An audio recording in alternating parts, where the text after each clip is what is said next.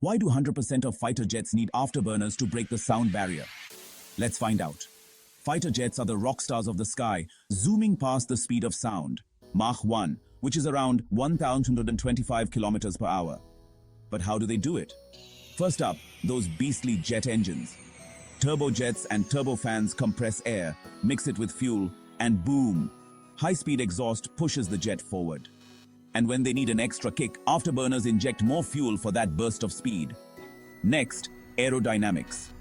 These jets are sleek, with pointed noses and swept-back wings to cut through the air like a hot knife through butter. This design minimizes shock waves and keeps the jet stable. And don't forget the materials. Built from lightweight, strong stuff like titanium and advanced composites, these jets can handle intense forces without breaking a sweat. Finally, the brains, sophisticated avionics and control systems. They help pilots manage the jet's flight path precisely at supersonic speeds. So there you have it.